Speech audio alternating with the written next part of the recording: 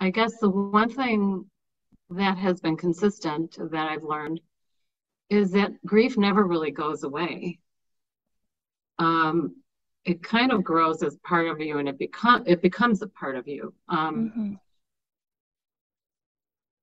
And you develop like a relationship with grief when you experience a loss in such a way that um, your loved one becomes actually a constant presence in their absence. In some ways, in more of a profound way than when people are living.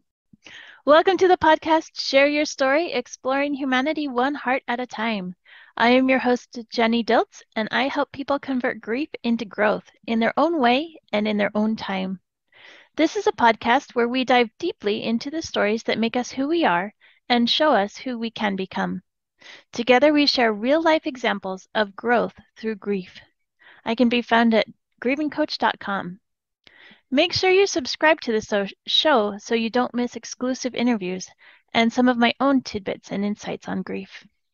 Today's guest is author, coach, and consultant Linda Saran. Linda has witnessed her life principle to make a joyful difference in the lives of those she touches, empower others to progress on their journeys. Whether seeking a path of scaling a summit, it's been said that Linda is the sherpa you want as a guide along the way. Linda has been blessed by her own host of guides, husband, family, and friends, as she continues to navigate her own calling in this life. Throughout a 30-year marketing communications career spanning the corporate and nonprofit sectors, Linda has honed executive coaching, leadership, managerial presentation training, strategic planning, time management, and event planning skills. She received a Bachelor's of Arts and Master's of Science in Communication degrees from Northwestern University. Linda is a published writer, Chicago Tribune in the Chicago Tribune, Chicago Sun-Times, Evanston Review, North Shore Magazine, and Second Wind columns. Um, um, a motivational newsletter. She has served as board and vestry member and volunteer for various nonprofit organizations. Linda is an artist and vocalist of CDs, From the Heart 1 and 2. She enjoys nature, gardening, outdoor activities, traveling, music, and reading. Thank you so much, Linda, for coming on the show today. Thank you, Jenny, for the opportunity, and I've really been looking forward to it. Amazing. Before we begin, where can people find you?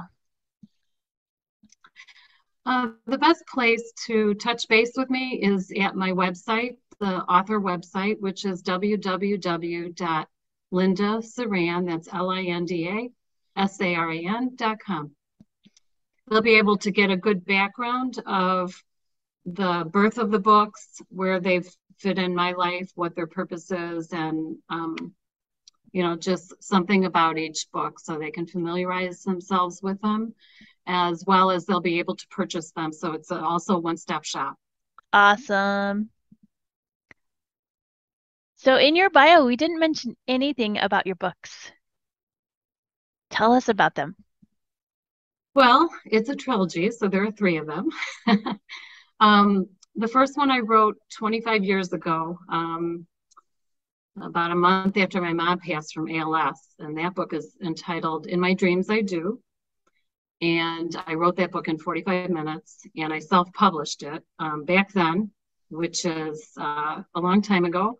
There were no kinds of technological resources that we have today, and everything, kind of looks like it was done by courier pigeon back then. But it took me a whole year to self-publish that book, and I had a lot of angels working with me. A wonderful illustrator, Eileen Robinette, who I officed with, and she brought on a husband and wife design team that helped design the book, and all of their services were donated.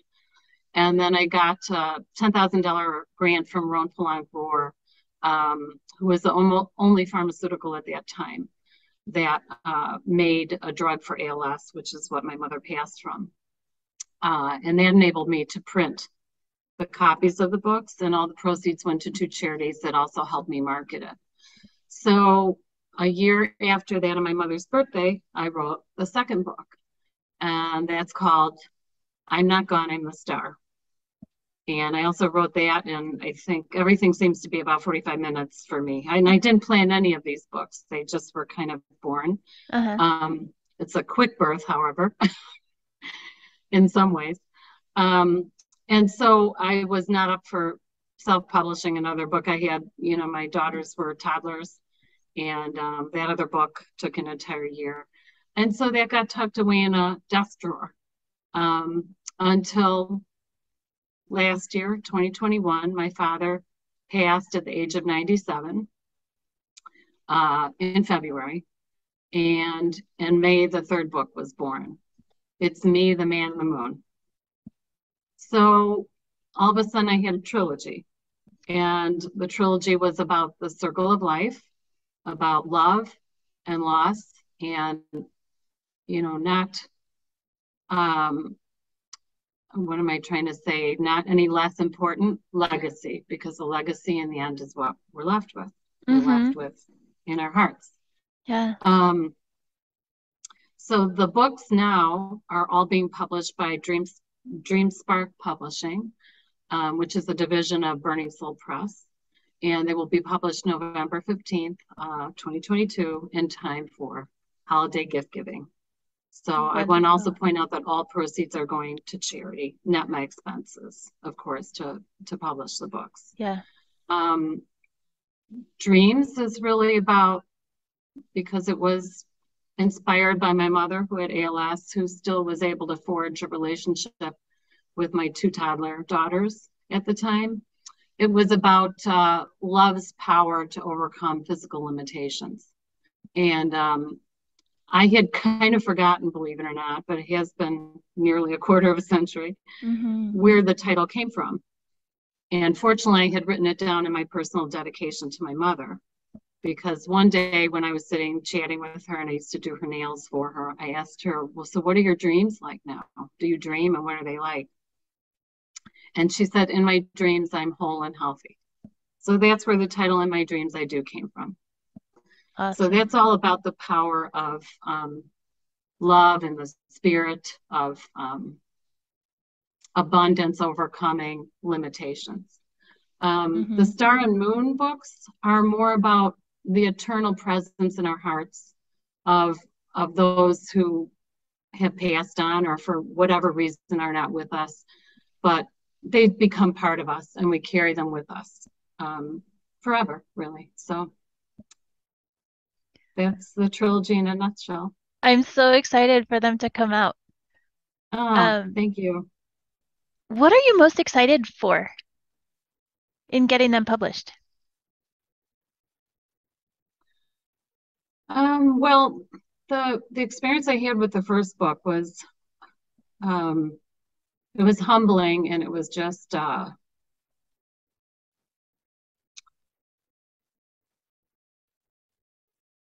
of overwhelmingly embracing. The organizations that partnered with me were the Les Turner ALS organization and Rainbows for Children, which help children deal with grief from any kind of loss. It could be a death, a divorce, incarcerated parent, anything a child deals with in their life in terms of having to understand the passage from losses and how you develop and grow and continue on. And, I was in my corporate career at that time, and one of the things I did was I, met with a lot of people that I worked with in different companies. That was when I was a career coach. And, I sat across, C-suite desks with men in suits and who were just brought to tears by the book. And I had so many people talk about the conversations that that evolved and that were sparked by reading this book to, the children that they loved, whether it was parents or aunts and uncles or caregivers. And I had a book signing party at Barnes and Noble, and had so many people come up to me and tell me what that book had done for them in terms of some, of course, I don't recall, but some I'm sure were ALS families that had dealt with ALS, but many were just, could be someone that he has contracted flu for a long time, or COVID, or, anything that keeps them from sort of living that normal day-to-day existence with the children they love. And it was very inspiring. And then once that book was published, from every year for the time, and my girls were 13 months apart. They weren't quite Irish twins because I'm Greek, but they were 13 months apart and not under 12. And I went to every one of their classrooms for both of them every single year, from preschool all the way through, I think 5th grade was the year that we stopped. And each classroom would have me in, and the girls had been the models for the illustrations. And so half the fun was for their classmates to guess which one was Effie and which one was Marina. Uh-huh. And so you can imagine, when I started in preschool, it was one kind of a reading and one kind of a chat or a talk about with them. And then as I progressed through the different grades, I introduced, well, where do we get ideas for our art, and where do we get ideas for our books? And I told them about where I got my idea. And sometimes there would be a conversation and kids would just burst out and jump in and say things, or they would raise their hands. And I just found that book inspired a lot of connectivity between people, between children and the adults that love them. Even in the conversations I had with them, they just seemed to really embrace that book, and that book seemed to embrace them. So I guess that lengthy answer to your question is, I did not expect, the other book I knew was there, but quite frankly, I hadn't really thought about it many times, and I knew it was in there. And it was like, okay, it's in there. So until I wrote the 3rd book, the Moon book, after my dad's passing, I'm like, well, this is something big, and it's something that's supposed to be out there. And so what I'm most excited about is getting this book in the hands of little children and big children and all the adults who love them, and helping them have comforting, exploring conversations between them. And then I'm also excited to, write checks out to charities. So it's a huge thing for me. It's a big passion project, and it's an outgrowth of my career coaching that I've done all my life and the other coaching I've done. And I didn't expect the first book to have that kind of impact and to create those kinds of opportunities. And now I have a whole set. And I created bookmarks. And so part of my walking campaign is going to be to bring them into children's departments at libraries, community centers, hospital pediatric departments, and to leave the trilogy behind, but then the stack of bookmarks, and then the adults will know where they can get those books. And so that's what I'm most excited about. And also, I think I have 2 more tasks to get them onto the publisher's desk. So that's this week's project. Yeah. I'm very excited to do this. My first podcast on this, and I'm very appreciative of the opportunity, and it's part of the gift of this whole project. So thank you. Awesome. What have you learned throughout this project?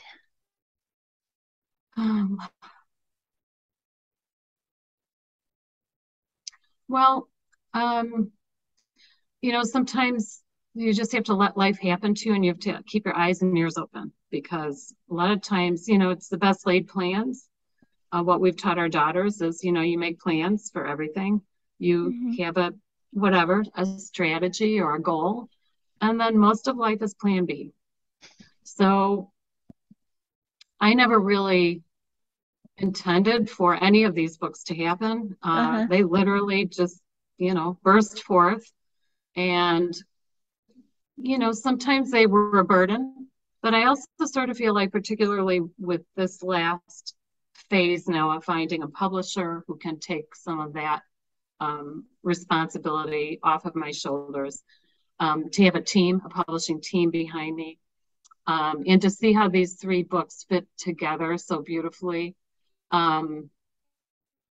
it's to kind of be open to letting things in your life evolve organically. Because I do believe that when we put things out there, things come to us, and you either find them and you invite them in, or you don't see them, or you see them and you don't join them. So it's been scary and exciting and kind of overwhelming at the same time. It's hard to do 2 books while working full time and, you know, managing all the other things. But I also sort of feel like these 2 books, and then, you know, the sort of reintegration of the re-release of dreams was my parents' gift to me to keep me afloat. Awesome. Such a beautiful gift. It is. Are you up for exploring the grief a little bit? Sure. And so what have you learned about your grief through this process of writing the trilogies and printing the trilogies? Well, remember, it's spanning, looking at it from, when I look at it from my mother's, you know, the period of grieving her, and now this current one it's only a year and a half, really. You know, with all there is, being responsible for closing up my father's affairs and COVID, just everything. It's very interesting because it's kind of like 2 experiences, like bookends of my family. Yeah. So the grief I experienced both during my mother's decline and after her passing was like heading toward the unknown and the unfamiliar and the unimaginable. And of course, the grief, you know, nearly a quarter century later, with my father, was a very different kind of grief, much more of a jarring awareness and a finality. So it's kind of like when your second parent goes. I've heard a couple of analogies I think are just beautiful. One, so they're not mine. One is that, you know, you're suddenly an orphan. You're on the last car on the highway because the first 2 cars ahead of you. So you're the leader. Yeah. And the other one is like you're the last person on the last train car. So it's very interesting. So it's been, they were very different experiences. And I guess the one thing that has been consistent that I've learned is that grief never really goes away. It kind of grows as part of you, and it becomes a part of you. And you develop like a relationship with grief when you experience a loss in such a way that your loved one becomes actually a constant presence in their absence. In some ways, in more of a profound way than when people are living. It's hard to describe, but I still am ready to pick up the phone, or even 25 years later, or I find I'm just, you know, having a conversation with my mother or, you know, my father. So grief is a surprising thing, I think, if you're open to it and if you pay attention to it. Yeah. It is everything that we traditionally think about, because it's a very palpable pain. It's a physical pain when it starts. But then if you let it, it can become like a comforting embrace. But it takes a long process. And of course, you go back and forth a lot. Yeah. You have your palpable moments that just pop up everywhere. But yeah, it's an interesting, because I think, at least our society, the American society anyway, thinks of grief in such a very confined way, you know, like it's all, I don't know, sadness and loss and crying, and it's all of those things. It's a huge emptiness, and it's huge to not be able to hug someone. Right. But time does heal. it really, if you let it, it enables you to let up the other dimensions of grief. Yeah. I love that. That's so beautiful. Grief is like a warm embrace. And I think you're right. In our society, we don't often see grief as that. Grief is more often than not portrayed as the death reaper, the grim reaper, or doom and gloom, and heavy, the heaviness, the sadness, the anger,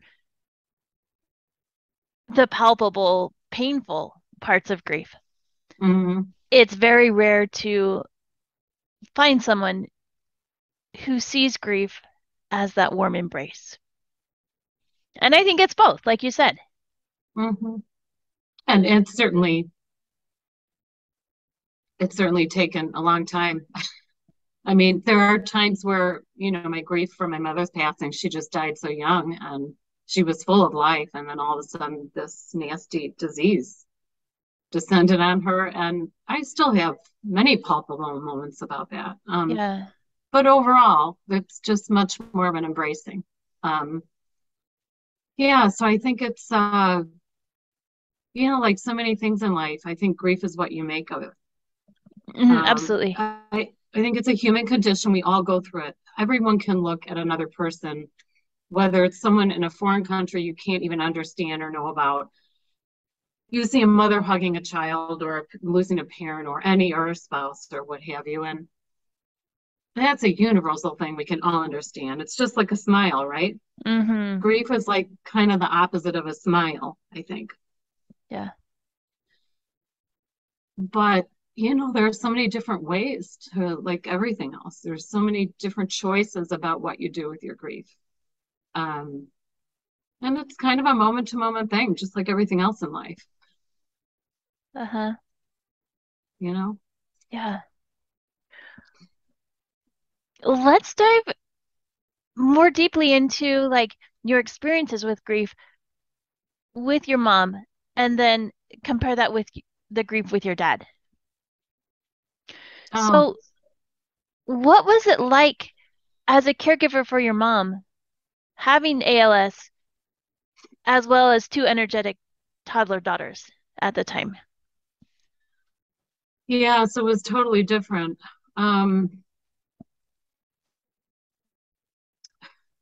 A total, like, almost flip sides of the coin, Mm-hmm. because I watched my mother. So she was diagnosed. She was, we were all lucky. She probably had the beginnings of it for, I would say, 5 years, for sure, 3.5. She got diagnosed at 3.5 years before she passed, but Mm-hmm. she was fortunate for ALS because she had the limb onset as opposed to the lumbar onset, which Mm. means it literally crept up from a big toe, up her body, and then went to the other big toe and up her body. So it took some time for, the disease to do its nasty deed, so to speak. Um, so I was working full time and helping my father caregive. So I was a hybrid before it became popular this past 2 years. I Uh-huh. was working downtown in Chicago 3 days a week, and 2 days I was out by my father's with my daughters all day, like from 6:30 until 6:30, and working Oh, wow. and packing up their house. And um, every week I went in there was some neural mobile thing that was lost from the prior week. So Mm. every time I saw her, and even sometimes during the week from the beginning, say Tuesday to even a Thursday. And then later I went to a Monday, Wednesday, Friday schedule at my dad's and mom's, and work Tuesday and Thursday at the office, and then work remotely Monday, Wednesday, and Friday. Mm-hmm. So with her, every time I went in, there was something else she couldn't do that I had to help her with, or I had to Yeah. show my dad how we were going to work with her. But she was sharp up until her last breath. She knew exactly what was going on. And she was a private person, and she had lost her ability to communicate, at least in general, with everyone. I knew how to communicate with her. And I was trying to explain to my brother and my father, just ask only a yes or no question and then look at the answer. And so I know she was a very social person, and she was all about her family. Uh-huh. And for her to lose the ability to communicate and be part of the fold, so to speak, Yeah. I know was her first line in the sand.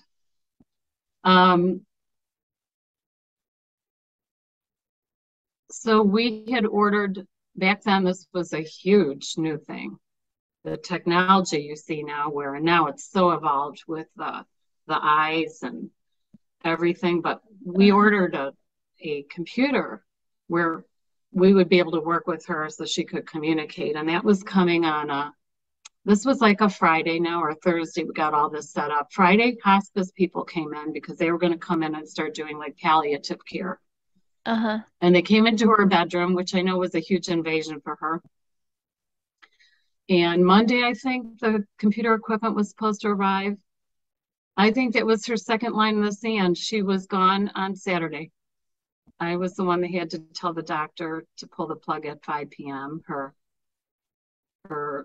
breathing went first, but her heart went second. Oh, wow. So with her, it was more about helping her manage day to day.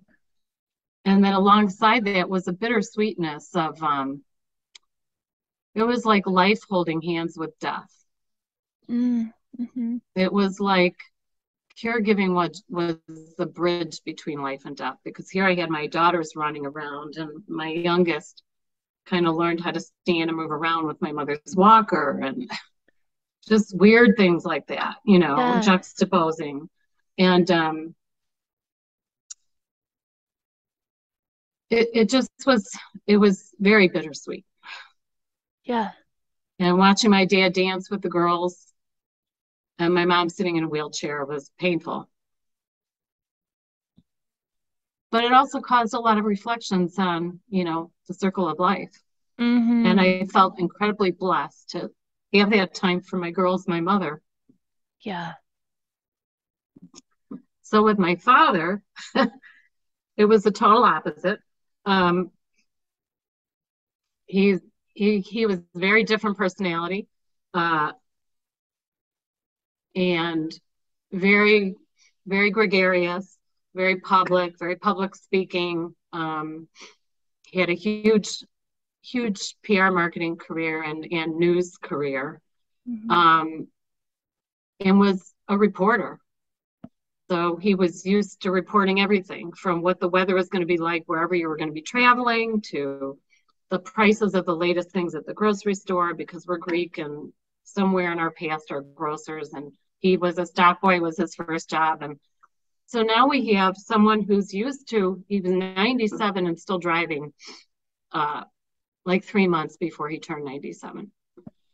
And so now I had him in a COVID isolation situation, where he was sneaking out to go to Costco to get his eyeglasses fixed, or run to the grocery store when I was ordering groceries for him because I hadn't gotten the list correct.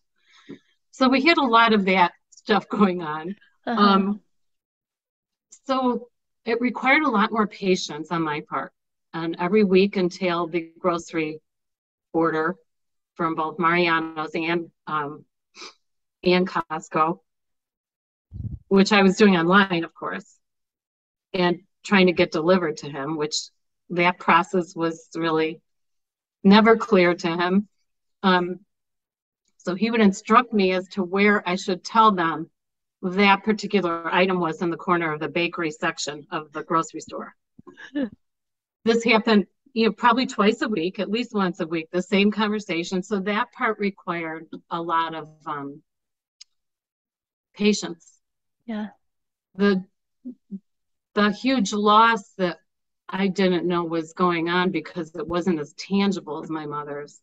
And he was very good at hiding it because of his personality and because of his kind of take charge, get things done, is that he was also developing dementia much earlier than I realized.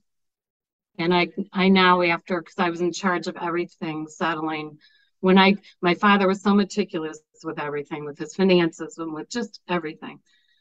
You go back and you look at someone's checkbook at that age and you start to see things he would have done, that you can see handwriting, all kinds of things, all kinds of signposts. Yeah. And I didn't realize, I thought more what was going on was his frustration at being, in lockdown. And then I was trying to keep him safe. And then I was trying to keep myself healthy so I could take care of him. Mm-hmm.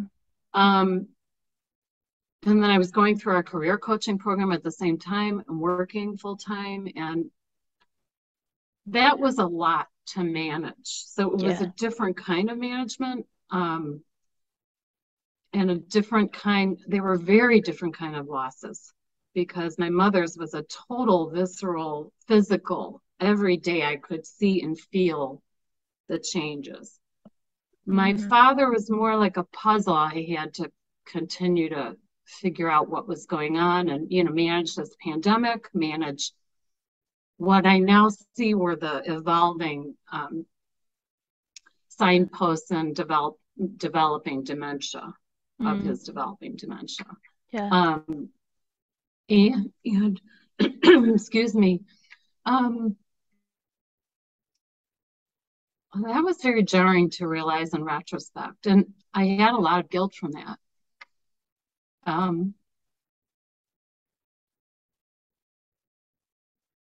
I had a lot of guilt from not being there as much. Mm-hmm. So it reminds me of a movie. Do you know the movie Being There with Peter Sellers? I don't. Kind of a comedy, but it's also kind of a philosophical thing. It's kind of an offbeat film, but he plays the character Chauncey Gardner, who is a gardener also. And he's someone who looks at the world through a very simple lens. Perhaps people of another era, certainly not our culture now, would have called him simple.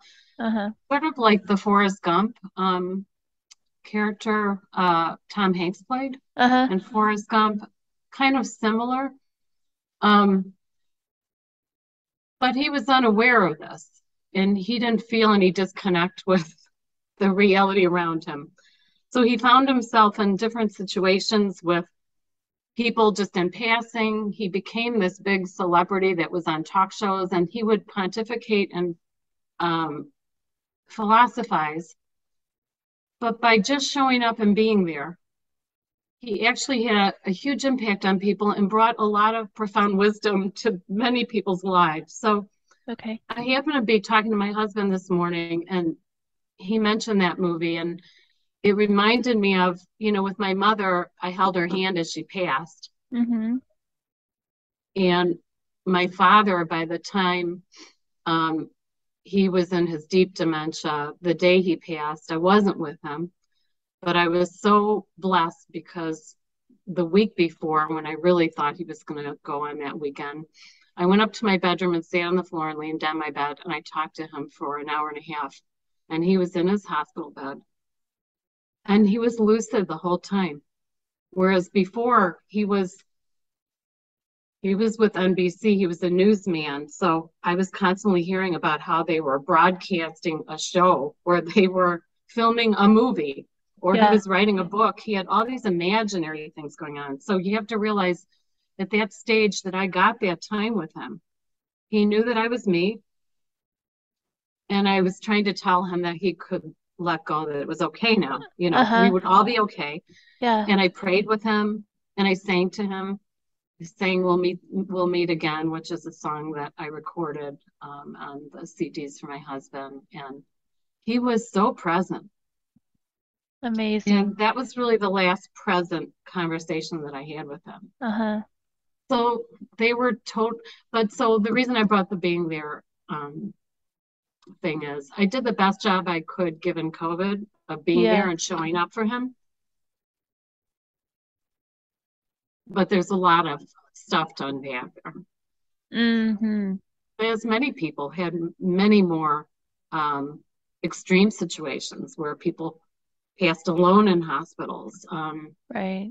You know, my father was very fortunate. I had caregivers that were very loving, and they developed very close relationships with him, and they were very good to me.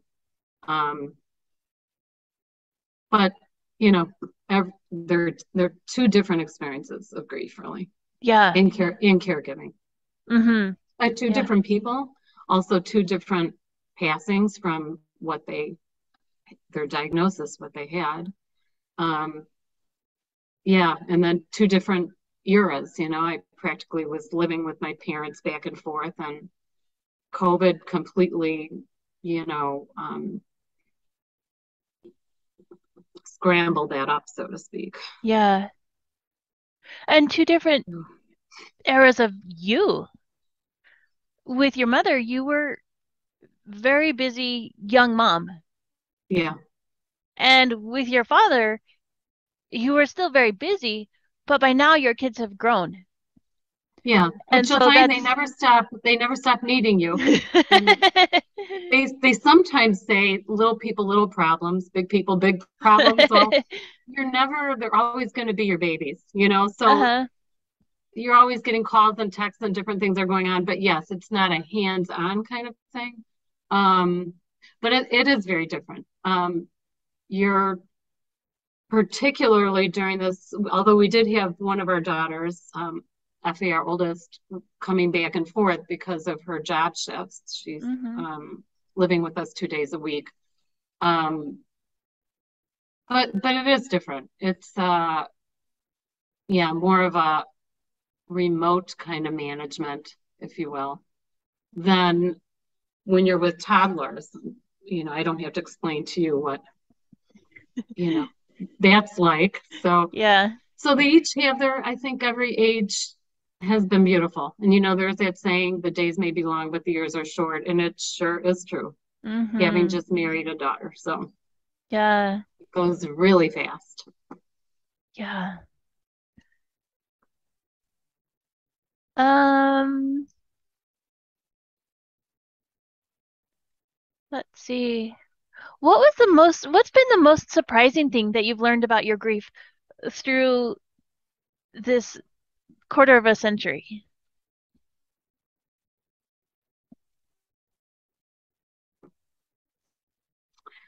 Well, it is one of the things that I mentioned. It is so cliched, but there is a reason for cliches and a reason that they live on and they get shared so much, is that time does heal. Uh-huh. It doesn't remove, Yeah. because we all have scars to some degree, Mm-hmm. but the wounds heal. And grief gets kinder and softer if you let it. Yeah. But I think probably, and obviously I can't really remember. Everything's a blur really back then, but I would imagine with my mother in particular, I had grandparents pass, but it's different having parents pass. Mm-hmm. I had thought, there'll be a period of grieving. I think is maybe the most cliched version you hear of grieving. Oh, they'll have a period of grieving, and then presumably the implication is the grief ends. I'm not really sure that's true. As I mentioned earlier, I think my biggest surprise is because you're kind of, C.S. Lewis wrote a book, Surprised by Joy, and if I recall correctly, again, I read that many moons ago and stars ago, I guess. I think it was after his wife's passing. Yeah. And don't quote me on this, and I may get all kinds of fan mail from C.S. Lewis aficionados, but I think it was about his being surprised by joy through his grief or something like that. At least that's what I'm remembering of it. Anyway, that's what I'm going to take as this message. And I think that it's surprising that you can so deeply grieve someone's absence, physical absence in your life, while also just as strongly celebrating the joy of both the physical presence you had with them, as well as their ongoing presence in your heart and your whole life around you. I'll be doing things and I suddenly realize I'm just having a conversation with my mother, or I'm thinking, oh, what my dad would have thought if he had read that article or heard that piece of news. Or Yeah. it did seem like a lot of really weighty news events happening after he passed. And it was hard in that respect this past year because every single one of them, one he had to do with, he went to Northwestern as well. One he had to do with a stadium they're building there. You know, we would have been on the phone and I would have been getting an earful. Uh-huh. You know, just all the things going on in the world now. He was a really well-read all the way up until really those last few months. And we always had interesting, spirited conversations, and he always had an opinion. And so, you know, even now I'm doing something in the garden or working out or doing something, and I'm wondering what he would have thought about, you know, what I just read this morning or what have you. So Yeah. it's very bizarre that I guess before I never would have anticipated that. So I think that was the most surprising thing to answer your question, that it just really never ends. It's kind of like a person. Well, eventually I guess we end, but um, while we're here, we kind of just keep evolving. And I don't know, I guess your grief, this is the first time I'm thinking of this, but in a way, your grief is kind of like a friendly shadow behind you. Yeah. Because it kind of just, it shadows you, it follows you, and it's kind of wherever you're at. And sometimes you see it when the light is right, but then many times you don't, but it's kind of still right behind you. I love that. I often think of grief as a person too. Huh. That our relationship with grief evolves just as we do. Um, that this person is always with us and they have a lot that we can learn from. Like they can teach us so much about ourselves and about our connection with others and about life. Mm-hmm. And sometimes, like you said, sometimes we see our grief very plainly and we're standing in the shadows. And sometimes we're not necessarily aware of it, but it's still there. Yeah, that's aptly put for sure. That makes a lot of sense. I just, until this moment, I never thought of it that way. But that just, it kind of captures it in a nutshell, really, because it's very physical in some senses. Hmm. Yeah.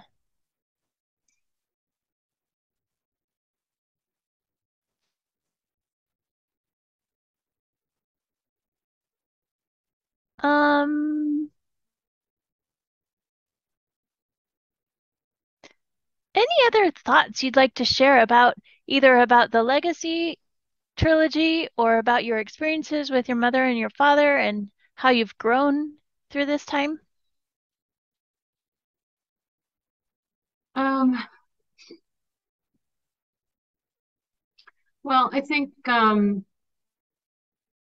I'd like to dispel what might be an initial response to the books, which would be, oh, it's about ALS, you know, and death. Uh-huh. Fun. But the books are very playful. Even the dreams book, it's it's very moving and it's very captivating. And the star and moon books are, the star book actually has some constellations in it. And the moon book takes the child and their adult or friendly reader through the 8 phases of the moon. Uh-huh. So there are a few little like learning things that were just stuck in there. And we spent a lot of time, the illustrator and I, the illustrator for the Star and Moon books is Cheryl Cook, and a tremendous talent. And we just developed a great partnership. And we created something where the sum is just far greater than the whole is far greater than the sum of, you know, just the writing and the illustrations. So it was Hmm. just a wonderful collaborative partnership. So we worked very hard to get those moon phases accurate, and you know, so they're kind of instructive, but in a sort of furtive way, Uh-huh. and they're just very playful. And considering what they're about, they're very lighthearted and very spirited. And so I guess that would be my one commentary about the books, to not dispel them because, they're about the circle of life, love, loss, and legacy. They're just fun books to go through. They're very lyrical. So that's what I would say mostly about the books is, if you have that feeling like, oh, wow, ALS and, death, that sounds like fun, I think we'll pass. Just flip them open and look at them. So, and hopefully wherever I do those walk and leave behinds, I'll have the sample trilogy, but then those bookmarks where people can actually go and really see what the books are about, because they're not about ALS and they're not about death. Yeah. They're really about the empowerment of love and the spirit, and how joy is much, much bigger and love is much, much bigger than the finite things that we experience in this world, because we think our love is finite because, oh, we're here, I can hug you, you can hug me. So much bigger. Yeah. We're just like little specks. And so they're very, they're fun, playful, and positive books, even though they may seem like they won't be. So I guess that's my biggest message with that. And then I've learned, I have to say, you go through grieving with one parent, and of course you kind of think it's going to be very similar with your other parent, and they were totally different, as I said. Yeah. For some obvious reasons, and then for some not so obvious reasons. And of course, I'm different. I'm 25 years older. I'm hopefully at least some years wiser, or have gained some perspective during that 25 years. And I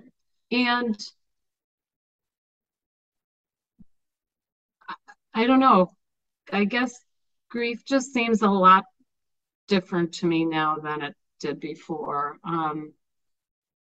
It's been very heavy. And there is much more of a finality now after you lose your second parent. It's very, very different.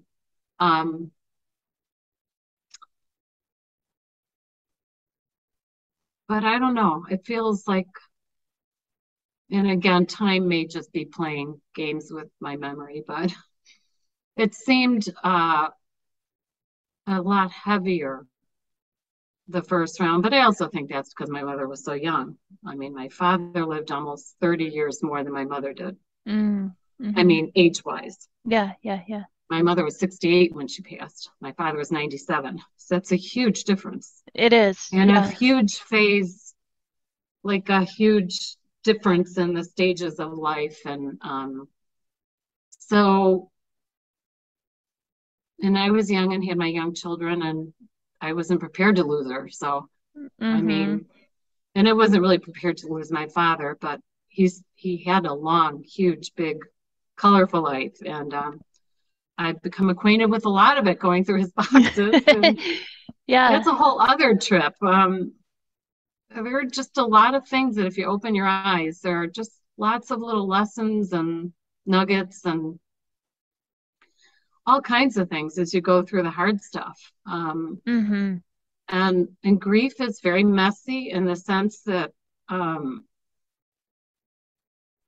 my husband and I cleared out what was originally my parents' home that we moved them to after she was diagnosed in 6 weeks, which is unbelievable because it was a house. It wasn't a little apartment. Yeah. And of course, most of that stuff ended up under my baby grand piano in my living room. And there's still boxes around. It's very messy. So you clear one place out and then it's like, what are you going to do with all this? And so that's the other part of grief that's very stuff mart like. It's very, and it's not just stuff, it's like just loads and loads of photos. And I know we have iMemories and all these things now, so I'll figure out. But there's that whole level to it too, that when you're also the one in charge of doing that, now you're done with the caregiving. But like, how do you process someone else's life, particularly when it's your own parents? Yeah. And then you're thinking of your own children that are going to have to go through. So it is a very bizarre sandwiching of roles all of a sudden. Uh-huh. And then I'm an artist, so my environment is pretty important to me. Like having areas that are kind of inspiring, and I'm not a neat freak by any um, pass of the imagination, but I am affected by clutter. So that's been kind of interesting. So Yeah. yeah, so that I guess you ask about grief, and that's kind of the other sort of weird part you don't think about. It's a very physically demanding um, job to figure out what to do with everything, Mm-hmm. to figure out um, who wants what. And then if you have kids that aren't completely settled yet, then you're in this kind of weird limbo place. And so that's the other thing that I think people don't naturally think of that would be helpful for some people to understand for whoever is in that role in their family, Mm-hmm. whatever they can do to help those people. Because, when you have anybody passing, but particularly, obviously, I'm speaking about parents here, there are a lot of jobs, a lot of hats to wear. Yeah. There's the caregiving hat, and I happen to wear all of them. But for people to understand that, the people that are physically cleaning out or, shall we say, managing or liberating the loved one's belongings and having to move their residence along, that's an emotional thing. Mm-hmm. I came across, well, that's the second time I had to move my parents. The first time was when my mother had ALS at their previous home, and my father and I packed up their whole home while, I was working and the girls were there. And then the eventual home that I moved them to, my husband and I packed up in 6 weeks, and I had sold in 8 weeks or 6 weeks, something like that, which is really a very aggressive model. Mm-hmm. But I think we worked well together. And once we got in there, it was like a division of labor. But you just come through across so many things that really are jarring. It's your whole childhood. It's their lives that converge. So you're seeing remnants of all the different stages that you can remember, because they still have some of your stuff stored or things you remember when you were a child. Mm-hmm. Then there are things that are remembered from high school or different memories. And then you see their lives, like what they were even before you were born. And, but those are all things you're moving around. And then you're trying to wrap your head around all these lives that are converged, and Yeah. then two that are now passed to a different phase. Uh-huh. And I think I'm not saying that's downplayed by any means, but, we all think about the loss and I can't see them, I can hug them, but then you have this whole other dimension where they leave a physical footprint, Mm-hmm. a huge one, and someone has to go in and move those footprints, clean them, Yeah. transfer them. And like that seems like it's just, oh, you're packing things up. Well, it's a lot to unpack actually while you're packing. Yeah. It reminds me of what it was like as a caregiver for your mother when your daughters were young. It's that convergence of packing and unpacking and learning, discovering who your parents, your loved ones are, while at the same time mourning their loss, mourning that they aren't physically here with you anymore. And so it's like a lot of different mental, emotional, physical projects, for lack of a better Yeah, word, going on yeah, all simultaneously, happening in not only like in the physically, it's in the same location, but um like over time and space and location, Mm-hmm. kind of a weird mess, as you called it. Yeah, that's a good description of it. And the word that comes to mind, I don't know if it's a symphonic word or not, but cacophony. A cacophony has to do, I believe, with and I'll probably get music aficionados coming back at me now too, but I think it's the convergence of a number of, I don't know if it's notes or elements or whatever, but that's the word that comes to mind. Yeah, it's very weird.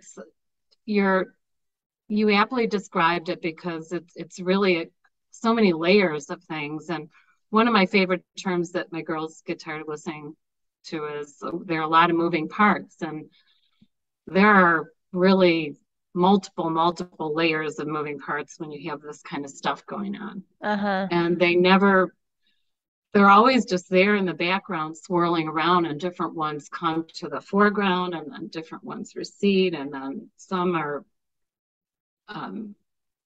competing right in your face, and it's just always a very dynamic energy.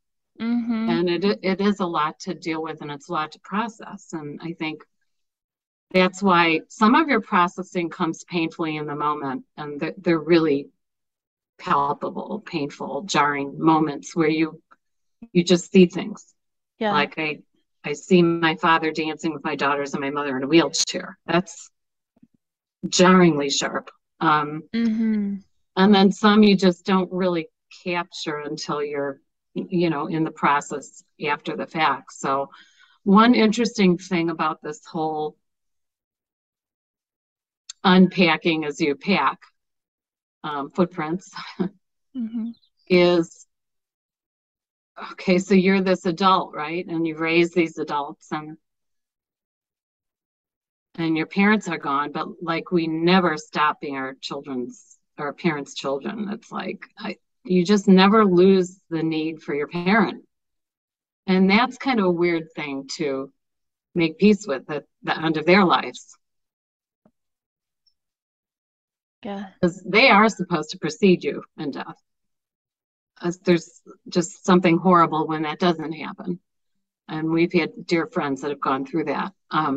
So your parents are supposed to precede you.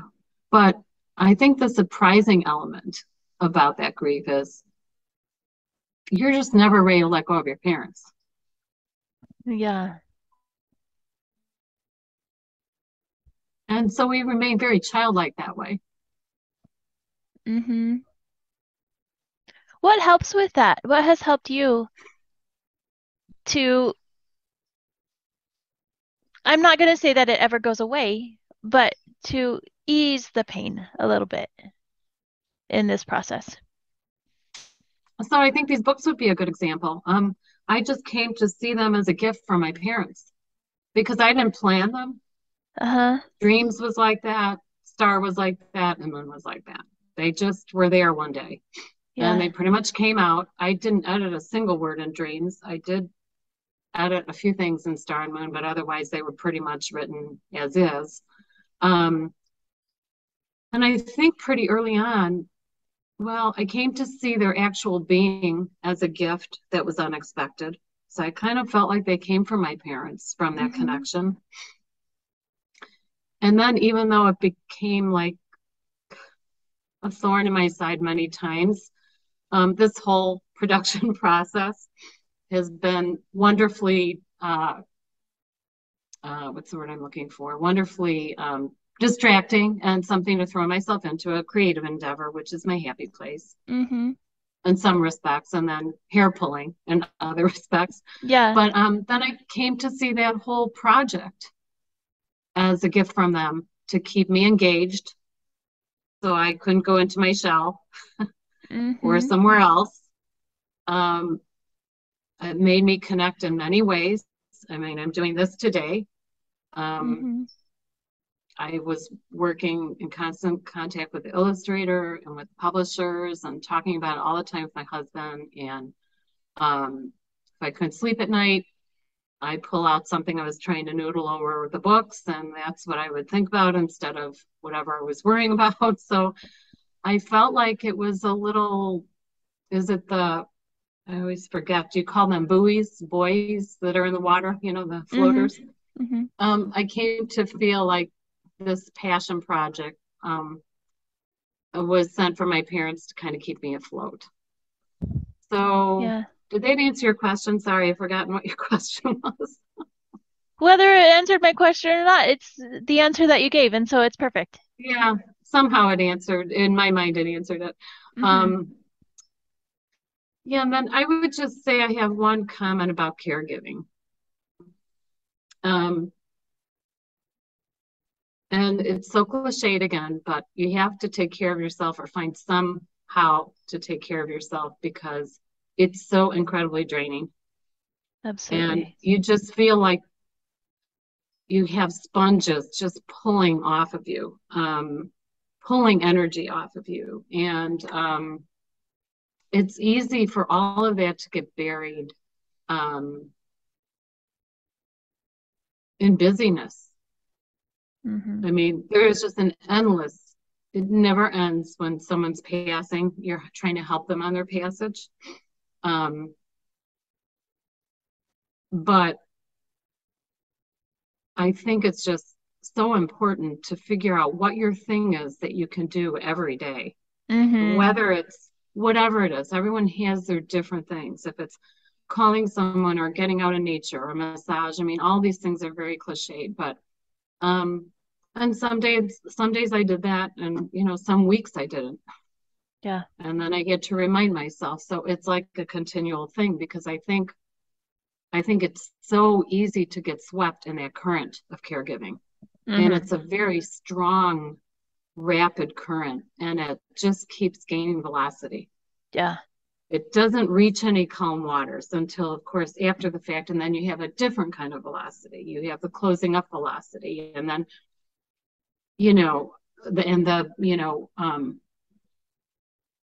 unpacking and packing footprints velocity. Mm-hmm. So it Mm-hmm. doesn't, I mean, it's still not over for me. And it's a year and a half, I guess now. Yeah.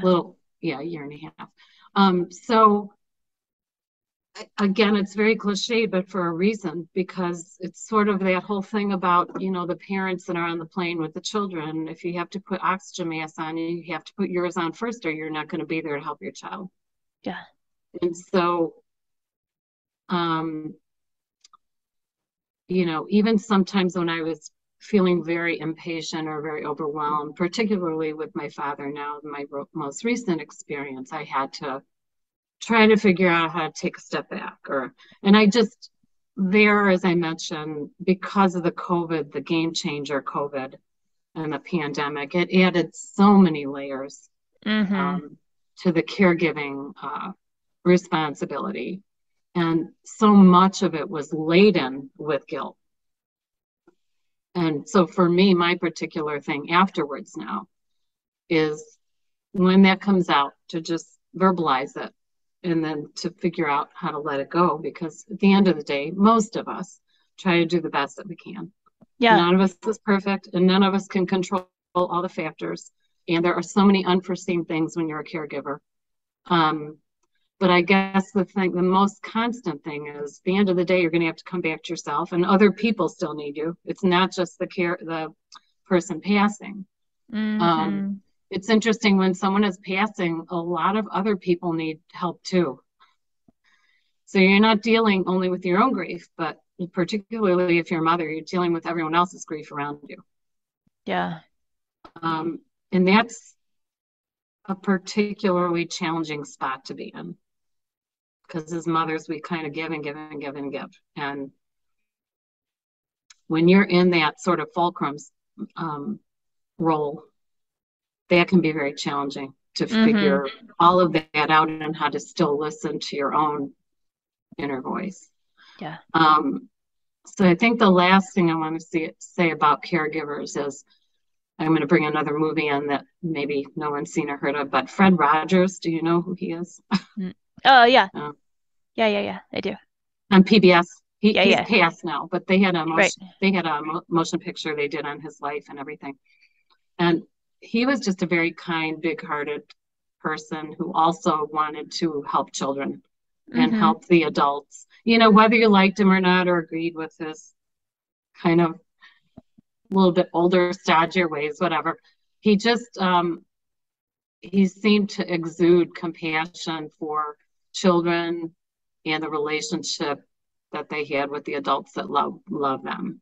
Yeah. And I remember something that he said his mother said to him, and I might misquote it a little bit, but she said, wherever there's, and this I've been thinking about a lot with the various things that go on in our society now, whatever they are, I'm not going to even give them credence by mentioning them, but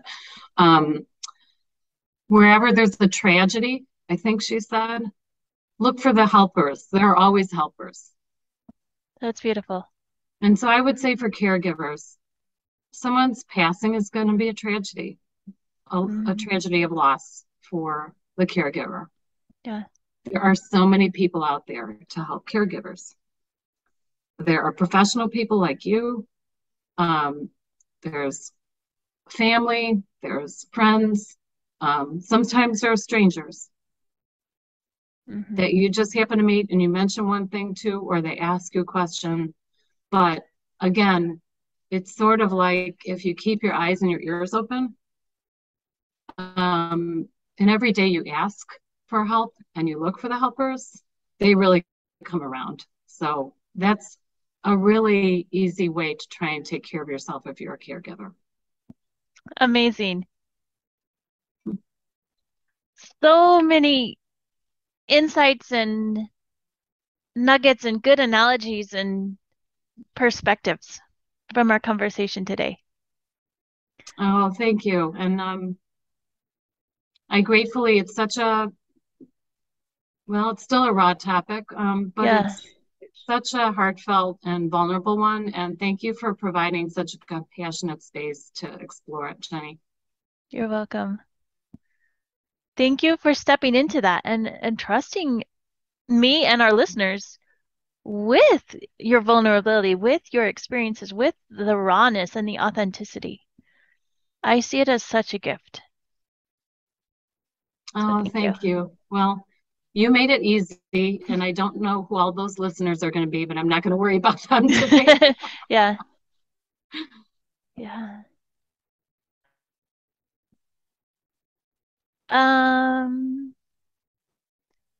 Is there anything else you'd like to share today?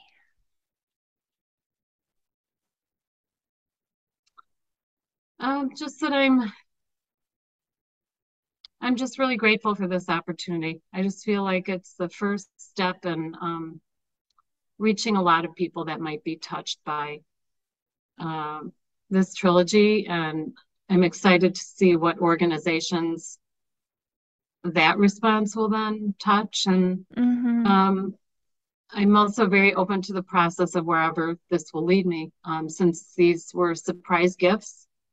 Yeah. And I'm now putting them out there into the universe.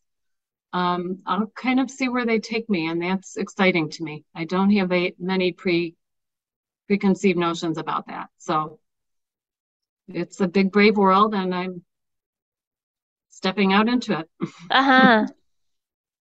Awesome. Amazing, amazing work, amazing courage, amazing faith. Thank you. For our listeners, again, where can people find you and the trilogies? Yeah, my website, my author website, which is www.lindasaran.com.